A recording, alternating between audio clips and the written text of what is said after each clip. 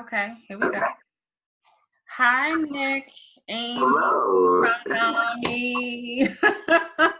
Oh, good to It's see so you. it's so nice to finally put like, well, I knew there was always a name to a face, but like to finally like speak to you like Yes, face to face, it's like so great. it So is. I'm so glad that you were able to take the time and kind of talk to me. I really appreciate it. Pleasure. Absolutely. I'm a big fan. Oh, thank you. You're so kind. It's the truth. It is. I appreciate what you do. Oh, I appreciate what you do as well. So, I kind of started this thing called morning tea, and that's Love what it. we're doing. Um, Love it. and we're talking today about the role that having a supportive network plays in Mhm. managing a mental illness. So Yes. before we start, I want you to just tell me what you do for NAMI. What I do for NAMI? Well, my official title is outreach. So I handle all of the social media, and I create some of the content, and then um, I curate some content. So I like to support other people and what they're doing, sharing stories. I think a big support for people who aren't doing well. And my goal with the social media is anybody who is not doing well and really can't get out of bed, and the only thing that they can do really is roll over and look at their phone. If they just come to our page or to your page, I want it to be, inspirational and a source of support. Um, I I run one of our support groups called Connection. It's peer support. Mm-hmm. Um, I speak for Ending the Silence, which is mental health education for middle and high school students. And yeah, lots. Yeah, just make sure that everybody who has a mental health condition is heard and people know what it is and how to handle it and deal with it and get help and so Well, you sound like you have your hands full. I feel like I hear an echo. Do you hear an echo? I don't know. Okay. It must be on my end. That's okay. You sound like you have your hands full. I am literally the luckiest person to be able to do this. And so like fill them up. Exactly, exactly. It's better to be productive than that, right? Yes. I know what it's like to be in bed for a month and not really want to be here and not have a purpose. So I'm truly lucky. I've had those days. I have definitely had those days. I mean, there was a period of I would say like 20 years where I didn't really know what was wrong with me, but I knew something wasn't right, but Right. it wasn't like a diagnosis to like kind of pinpoint, okay, this is what's wrong with you. So Hmm. I kind of just was like coasting and just kind of just accepted the fact that I didn't feel right and this is just what it was. So it Right. wasn't until like maybe 4 years ago that there was an actual title put onto what I was dealing with, which was bipolar and anxiety. So Hmm. the the depression that goes along with it is just like debilitating, and people they really don't get it that it's a real thing, Hmm. and they kind of just say, oh, you're lazy, oh, just snap out of it. And so that's why I think what you're doing is so great, because people who aren't familiar or aren't educated are able to, number one, learn about what's going on. Hmm. Two, they're able to kind of see people who have different conditions. I'm going to see if I can fix my volume. They can kind of see people who have different mental health conditions and kind of recognize, oh, I know so and so, and I didn't know, she was suffering with these problems. You know what I mean? So Yeah. love the fact that, you are doing what you're doing, and you're kind of putting a face to these long list of just names of illnesses that people kind of don't know what they mean. Yeah. I think I want people to know that, you know, I had support. Was it the best kind of support? Not really. I had great parents. They just didn't understand. And like my dad's way of helping me, he really did think I was lazy. And he told me so all the time. And so he tried to motivate me and support me, not necessarily in the best way, with the best intentions, but not in the best way. And, I just want people to know, like, I got through that. And when I talk and when I give presentations and everything, I'm standing here as a person who has a mental illness, and I made a lot of mistakes, and but I'm still a good person, and you can get through it, and you're a good person too, So Absolutely. And you know what I think that I think really helps? I think that your outlook really helps. I think that your mindset helps. I know sometimes people may not be able to see that far. They may not be able to see past like an hour from now, or like, they can't see past tomorrow. But I think that in my case, once I changed my mindset, it made it much more bearable, and it made the recovery process more attainable. Absolutely. Yeah. I mean, on our main page on Instagram, I use the hashtag recovery as possible. I just took a mental health first aid course for youth. And Kevin Hines, if you know who he is, Yes. He's great, was in the videos in the course. And he said, one of the things I just needed to hear and that nobody said was that recovery is possible. And there are going to be, like, I celebrate the good days, and I also celebrate the bad days. The bad days make the good ones great. But when you're having a bad day, like you said, it's hard to see past that. And, that's why support is so crucial, because it gets you through the bad days. And I think a mistake that a lot of people make is thinking that once they're having a good day or a series of good days, that they don't need the support anymore and they can do it on their own. And I'm like great and epic. And like I have schizoaffective disorder diagnosis, which has bipolar features, so mood and everything. And there are times where I think my life could not get any better. I'm epic. I'm on top of the world. I don't need anybody or anything. And both times are kind of hard to deal with, and you can't get rid of your support when you're having a great day. You still need it. Right. But it carries you through the bad ones. Right. I think it's also important to realize that you're going to have bad days even in recovery. So you shouldn't beat yourself up for that. Because like the other day, I had a complete anxiety attack, and what I would normally do, in the past, what I would normally do is I would just isolate myself, and like I would beat myself up. But I had to realize that it comes with the territory. So once I realized that it comes with the territory and I have to kind of roll with the punches, I was able to kind of get over that hump and like kind of keep it moving. But once you realize that recovery doesn't mean that, oh, it's just all like, flowers and days. Everything is just like, oh, everything is so great. There are going to be times when something happens that is not cool, but you get back up, you brush yourself off, and you just keep going. Yeah.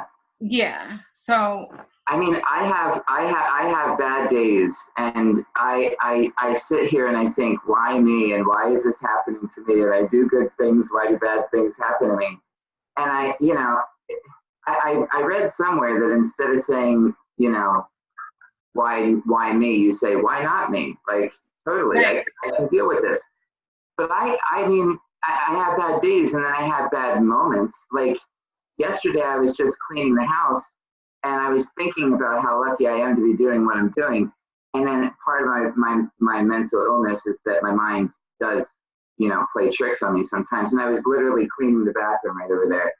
And I had this thought, like, oh my gosh, what if everybody thinks that there is someone better than me for this job? And what if they find someone, and then, what if I mess up, and what if I make a mistake, and oh my gosh, like, what if I've been making mistakes this whole time and no one's told me? And then I just, I take a step back and I breathe, and Right. I think of all the times that people told me that they loved me, and like, because my mind likes to tell me that I'm a bad person, and that, I'm made up of all my mistakes and everything, and I forget all the good stuff. And I mean, so like bad days happen, and then bad moments happen, and like just because you're having a bad day doesn't mean it's a bad life, and just because you're having a bad moment doesn't mean it's a bad day, and so Yeah, you're totally correct. I think I like to tell myself that anxiety is a liar. it is.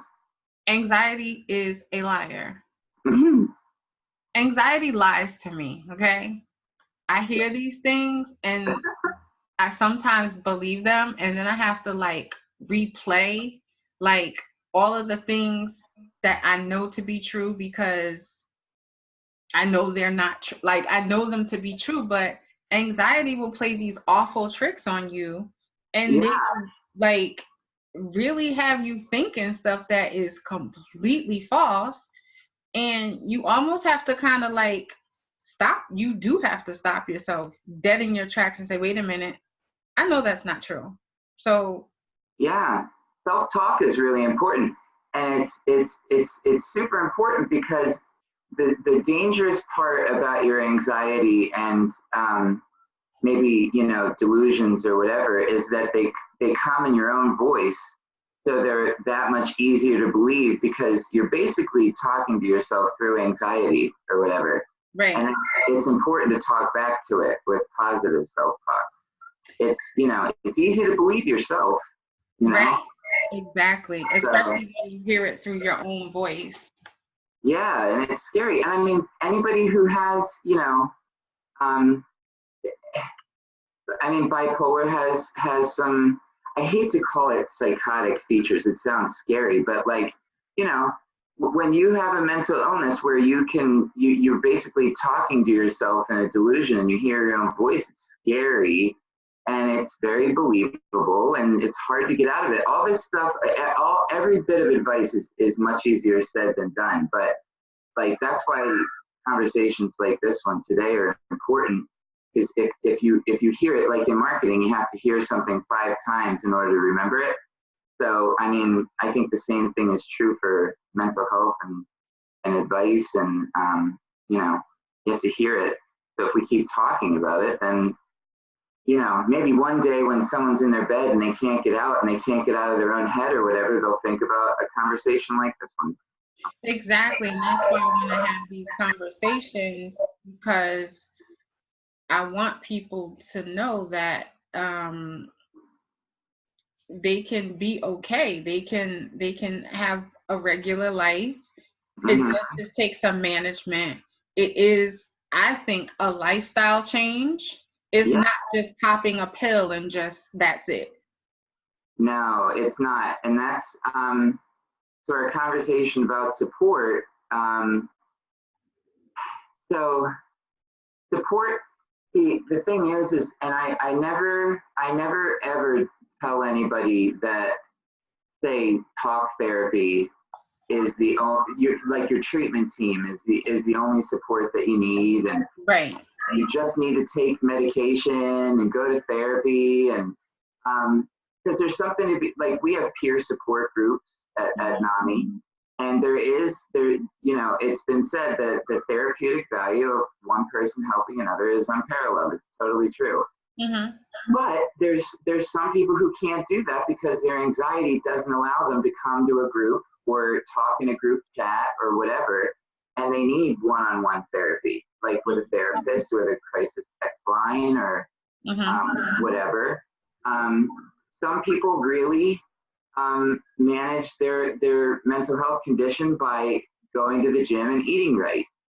And for me, my support includes my supporting myself, so eating right and going to the gym, and I make my best attempt to sleep as much as I can, but it doesn't always happen.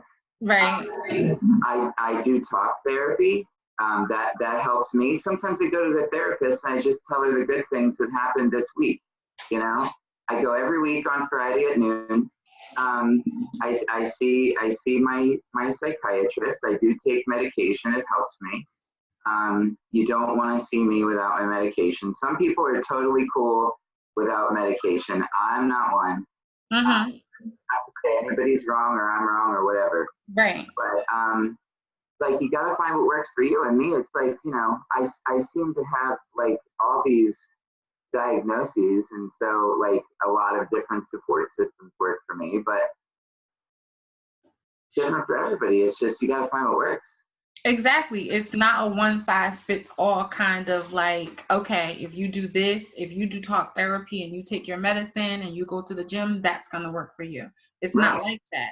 It really depends on the person. So it's really about what works for you personally. Right.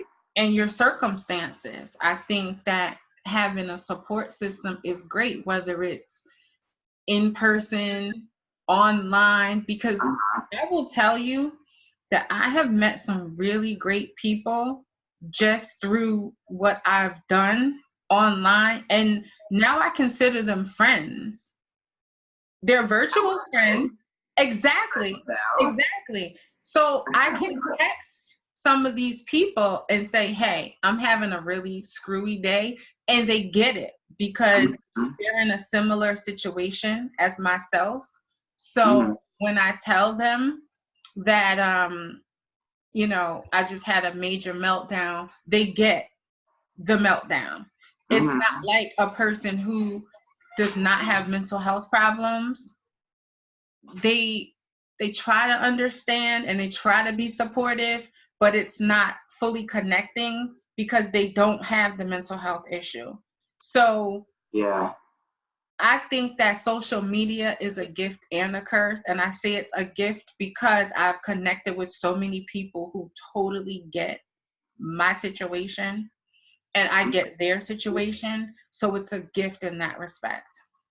It is. It totally is. And I mean, you just have to know what's best for you. And I mean, the hardest part of support in terms of peer support and my relationships with people was knowing what is good support and what is not good support for me. Not to say that it's ever bad, but what's not right for me, and what's a good relationship for me and what's not a good relationship for me, and then how to say goodbye to that is hard, but you learn. And so as you're scrolling through social media, I mean, I manage NAMI's, ours. I try to be what I want to see in social media, but other people try to be what they want to be on social media, and it's not necessarily right for everybody. And I mean, thank goodness, Instagram and Facebook and Twitter are what they are and don't delete people's pages because they don't agree with what's going on, because it'll help someone. Right. But, just be a connoisseur of your own brain and what's right for you. I mean, everybody has a brain and no one's brain works the same way. I have a schizoaffective which is the major diagnosis. And my schizoaffective diagnosis is not the same as anybody else. My anxiety is not the same. My depression is not the same. And I can't expect the same kind of support that works for me, to work for you or vice versa. And I would never say, well, I see this particular therapist, she's the best one. You have to go to her. Therapy is the only thing that works, talk therapy. And, different things work for different people. I try to post about different therapies and different wellness activities and things. And hopefully one works for somebody, And I think, sharing stories too, like how we do, is powerful, because it doesn't give direct advice. It just says, this is what it was like for me. And, and diagnoses in and of themselves are scary for some people. So I was diagnosed. This is what helped. This might not be what helped. And then this is how I got through it. And this is where I am now. And, it helps people to know that people use different tools, different therapies, and different supports, and they got to where they are now. I think that it's so,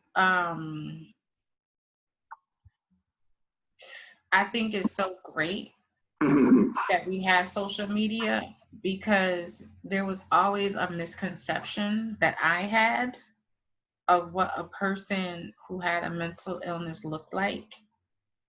And I hate this word now. I used the word before. Crazy. Yeah. So when my psychiatrist said bipolar, I was like, oh no, I'm not crazy. Me too, I know.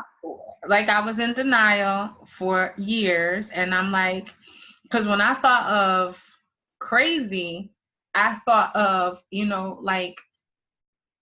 the people who didn't have homes, that were in Penn Station, who were disheveled and not clean, and they were talking to themselves, and that's what I thought about. So because we have these platforms, now we see that that is totally not the case. And when I share this information with family members, they were completely bewildered. What do you mean? What are you talking about? You look fine. There's nothing there's nothing wrong with you, girl. Yeah. Go pray, go pray it off, But yeah, my dad took me to church. Yeah. Really? Oh yeah. He thought my dad, when all this started with me, he went to church and spoke with people at the church about this, and what did he do to deserve this. And he took me to, when I got my diagnosis, he took me to church. And when I was diagnosed, I will say, it was schizoaffective, and I said, well, can I be maybe can I have a bipolar diagnosis or something? Because for me, anything to do with the schizo part of that just it's like the word, right? Yes. And I just remember growing up, movies I would see, and like you said, people were literally in these dark hospitals with flickering lights, and there's some weird phantom water noise dripping. Yes. No one around them, in that dark hallway, in a chair, just rocking back and forth and drooling. And I thought, oh my God, oh my gosh, I have this diagnosis. What if I literally get locked away and everyone forgets about me? And what am I going to do? This can't happen. And so I was living in what I thought was recovery. And my definition of recovery was always, okay, so when I leave the house today, my goal with recovery is to have no one know that I have anything going on with me. I don't say anything wrong with me, because I don't think that having a mental illness, there's anything really wrong with me anymore. I used to, but okay, so no one will know that I'm crazy today. So everyone I meet will think I'm just Nick and fine, You know, there's nothing going on. And that was my definition of recovery. And, you know, my first doctor sent me to a group therapy. And I thought, oh gosh. And, you know, I went, and group therapy just, it taught me that, you know, there are people walking around who are doing the same thing that I'm doing, who've got a lot going on. But, you know, Joe over there goes to work every day, and Nancy has 4 kids, and, you know, cooks dinner every night, and has a husband and or a wife or whatever. And, you know, like, recovery is possible, and you don't have to be what you see in the movies when you have a mental illness. And, you know, I think part of what we're doing too is changing those stereotypes. Yeah, because I just like remember just like breaking down and thinking, oh my gosh, like, am I gonna end up in like one of those like weird hospital places? And like, you know, like I really just thought that. This was before I was like educated, and it's just so sad the way society has brainwashed people. Yeah, and it's Or lack of information.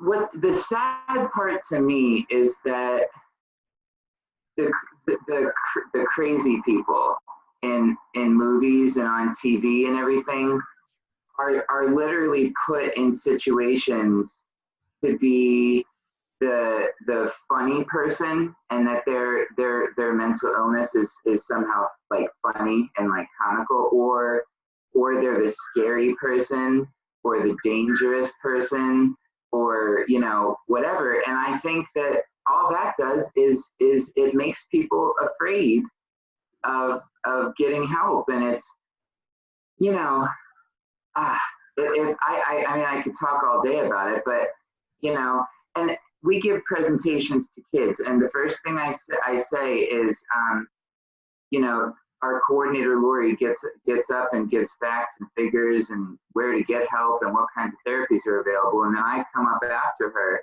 and I say, you just heard a lot about mental illness, and I say, raise your hand if you're still scared of mental illness, and everybody does. And I say, you know, do I look like a scary person to you? Like, do I look like I have a mental illness? And they all go, no. And I say, well, maybe one thing that we can do today is, you know, change what you think mental illness looks like. Mm-hmm. So I hope, you know, like we've got to keep talking about it, you know. But I think another thing that we have to do is make sure that people know that you should not be ashamed to go to therapy, and or support, any kind of support, a support group or whatever. And don't be ashamed to talk about it, you know, if you do, because like your friend, you know, like, you know, your friend, whatever. I work with a guy, Rohan. He's amazing. He does Endless Silence with me. So say, for example, your friend Rohan, you've known him for 20 years, and he, you know, he seems totally, you know, stable and great. Might be going through something, and thought that it would be weird if he went to therapy, and you said, hey, I went and saw my therapist today, or I went to a support group today, or, you know, I went to the gym because I needed to work something out, or, you know, whatever. Whether they say anything or not, it gives them the message that, oh, wow, you know, maybe that's okay. So, You know what? I talk about therapy all the time. yeah, Like, I drill it into people's heads. I talk about my therapist. I talk about going to therapy. I love my therapist. Therapy is awesome. You should go to therapy, even if you don't have a mental illness. Like, I am like the therapy advocate over here, because when you have the right therapist, because I've been to some therapists who I did not connect with just because, but I Yeah. think that having the right therapist also helps. Uh-huh. And a therapist who has like a really good bedside manner, because I've been to a therapist who wasn't compassionate Uh-huh. to my particular situation. So Uh-huh. that kind of turned me off to even wanting to go back to therapy. Uh-huh. But I found another therapist who, I mean, I think is awesome. And I tell everybody about therapy. And I'm like, you need to go to therapy. You should think about therapy. I'm going to therapy. Like, there's nothing wrong with it. Right. And so something I want everybody to know is I've been in mental health facilities, so hospitals. Mm-hmm. I've been in group therapy. I've been to several therapists. Um, and I didn't like all of them. And I think an important thing to remember is that whatever hospital you're in, or a group that you're in, or a therapist you're seeing, or doctor you're seeing, they're all people too. And maybe they did go to school for this and they have a degree in it, but they're people, and people have personalities, and so do you. Right.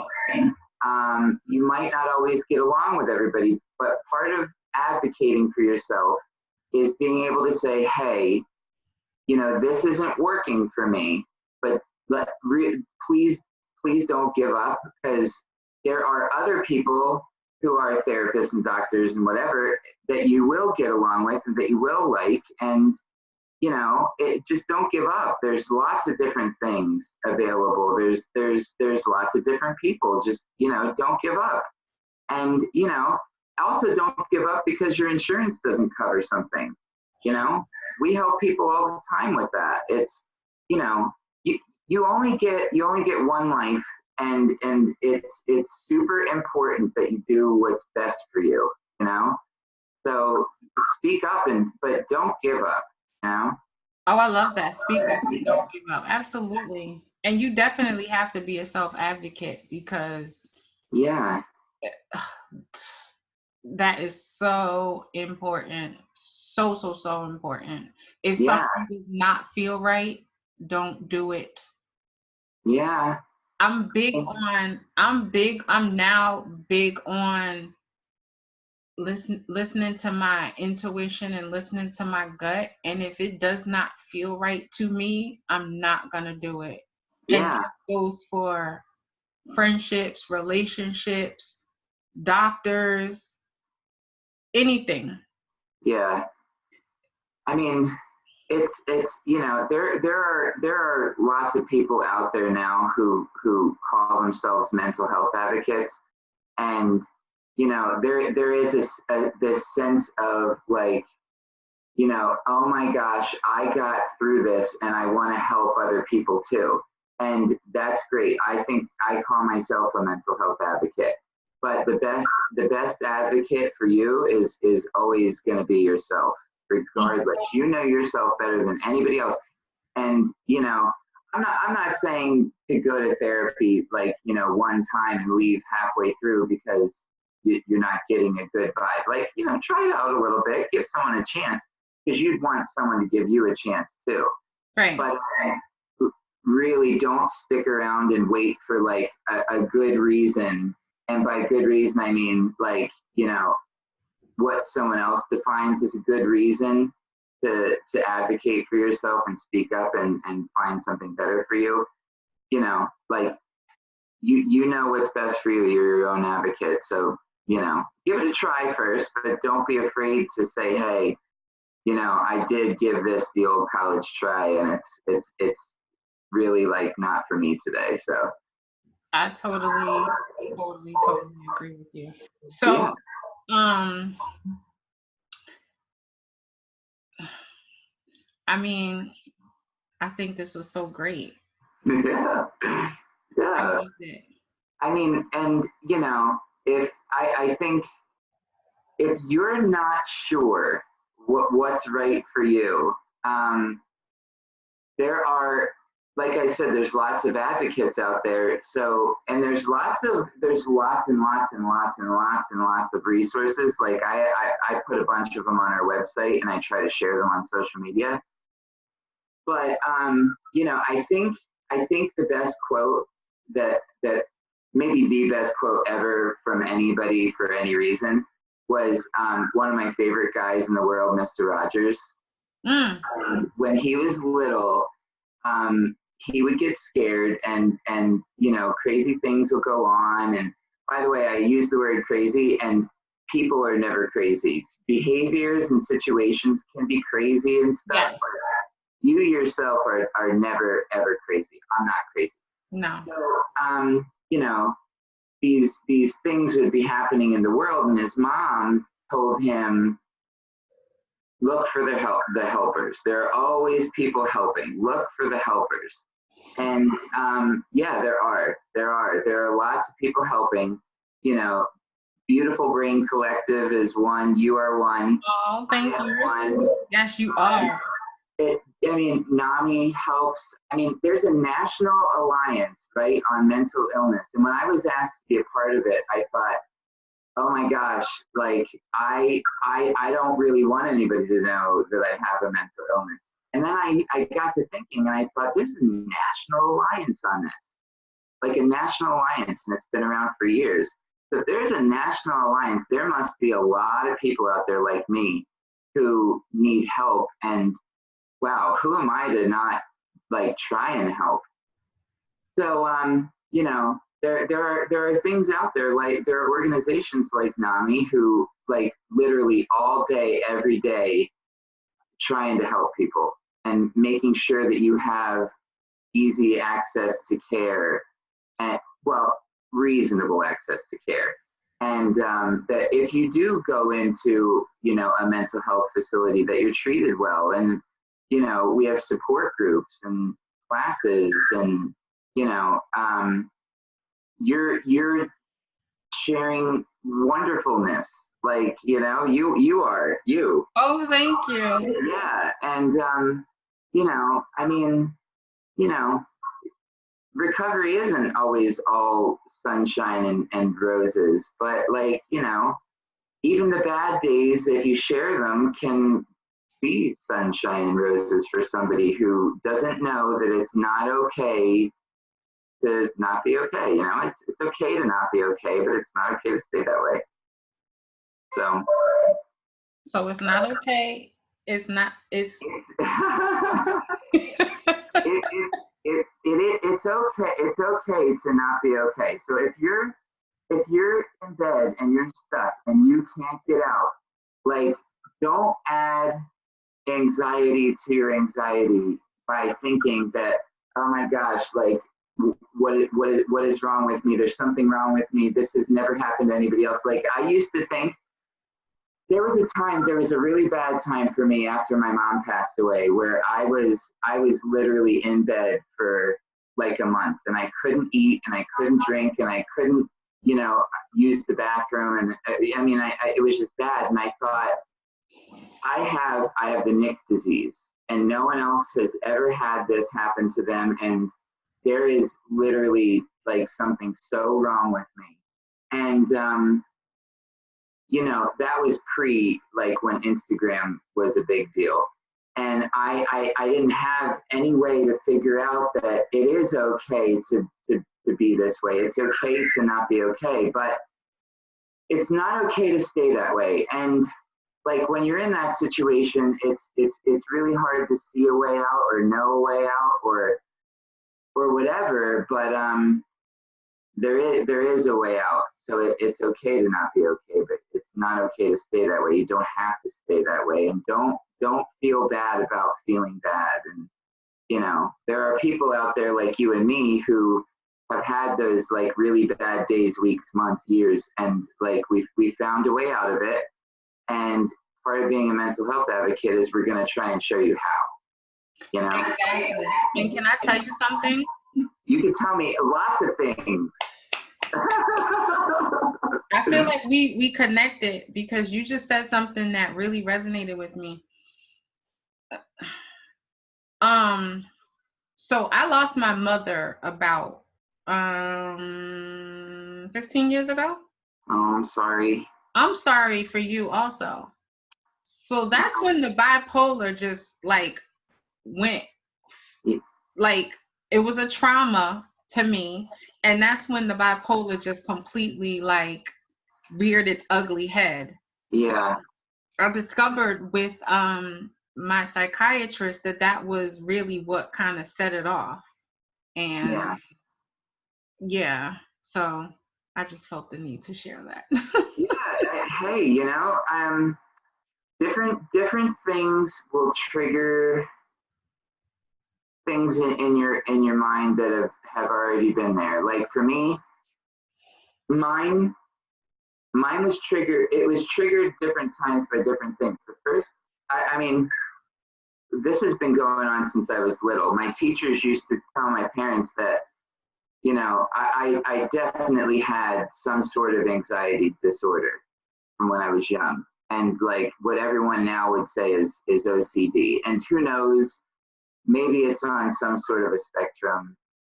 I don't know. That's never been my diagnosis. But my teachers told my parents that I was a high-strung little boy, and I was a smart kid, and I maybe thought too much and felt things a little more deeply than everybody else did. And I was just cool with that because, oh, okay, all right, I can handle, maybe being smart and thinking too much. But and I got by like that for a while. And I had my first panic attack was in kindergarten. Oh wow. Yeah, and some people don't fully know what a panic attack is like if you haven't experienced one. But you literally, you can't breathe, and you feel like you're having a heart attack and that you might die, and you believe that, and it's scary. And I was a little kid, and then I kind of got by for a long time, and then I went to college, and I was away from home. I went to school in Boston, and I live right near Philadelphia in Bucks County. And I was far away from home, and I was all by myself, and I was very close to my mom and dad, and they both passed away now. But I'm sorry. Yeah, it's hard, but it can either make you or break you, and they're still always with me, and I hope they're proud. So Oh, for sure. Hope so. Hi mom, hi dad. So college, being away, that change really, really set me off. And thank goodness for mental health being present in colleges and universities to help me with that. And then I was okay for a little bit after that, and then my mom passed away, and I was 25 at the time, and like how do you deal with that, and how sad is too sad, and how many days in bed are too many days in bed. And I literally thought that my level of sadness should be proportionate to how much I love my mom. So I had a hard time with it, and then got help, and then my dad passed away, and that was just about a year ago now. And I'm sorry. It's hard, and how do you deal with things like that? And the theme of our talk today is support. And literally, if I had to deal with that alone, I wouldn't be here to talk to you. I just wouldn't. And a lot of different types of support helped me, but my sister saw what was going on with me, and even though she herself was grieving, she took it upon herself to learn about what was going on with me and bring me to the help I needed. And I thought, I can't waste this opportunity. There are people who don't have my sister Jessica, and she'll see this. So hi, Jess. And how do you repay the people who really stepped up in your life to help you? Right. when you needed it. And I think that you repay that by paying it forward and helping someone else who might not have that same that same sister or mom or dad or aunt or uncle or friend or whoever, or who does have a sister or a mom or a dad or whatever who loves them but just doesn't know how to help them. And so that's I honor that help that I was given and that love and everything by paying it forward. So That's really profound. it's nobody nobody gets through anything alone. And if you do, like, I totally respect you. And it also it makes me a little sad. It doesn't have to be that way. You're not alone. There are how many people who live on this planet? At least one person, no matter how unique you think you are or whatever you're going through is, there's at least one person who's been through what you've been through. And then there's another person standing behind that person who knows enough about what you've been through to help you, Right. And if there aren't those two people, there's a person who hasn't been what you've been through, doesn't know how to help you, but cares about you enough to learn how. You're not alone. Not alone. Okay. So on that note, I think the key takeaways from this conversation are: you're not alone. Nope. Recovery is possible. Totally. It's okay to not be okay. It is. And what do you think the final takeaway should be? You are epic. Whoever is watching is epic. And if you're in a negative place right now, in any kind of capacity, and you're watching this from bed, or you're watching this on the train on your way to like this super cool like photo shoot or something, and you already know that you're epic. If you ever do have a bad day and you just don't know how to get out of it, you need to remember that maybe what you're going through isn't super unique, but there's something in you that is, and that only you can offer. So I always use the hashtag you matter, because you do. And don't take whatever gift you have to offer away from the world. We need it. We need you. Oh my gosh, that's so great. Thank you so much. Thank you so much. I really appreciate it. I appreciate you. Oh my gosh, I appreciate you so much. And I appreciate you. We need you too. We need voices like yours. So oh my goodness. Thank you so much. I really appreciate it. So tell me, where can everybody find you and all that fun stuff? You can find us. We're one of your local NAMIs. I have my own Instagram, and it's just my name at Nicholas Emeigh. It's not super unique, so you can always talk to me if you want. I'm usually representing NAMI, and that's our handle on Instagram is NAMI Bucks, BUCKS, because we're in Bucks County.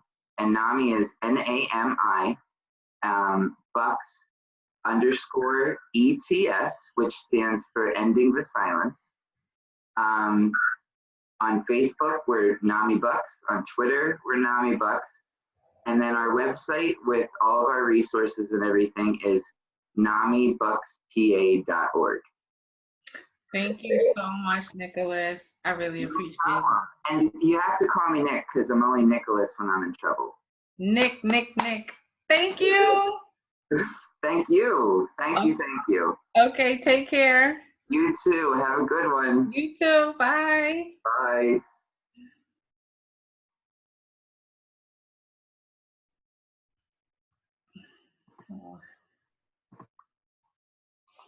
Okay, so that was Nicholas or Nick Emeigh from NAMI Bucks County, and you heard it here. The 4 takeaways that you're epic. It's okay not to be okay. Recovery is possible. And the last one escapes me, but you get the picture. So thank you again for watching Morning Tea. This is Andrian from Beautiful Brain Collective signing off. Thank you.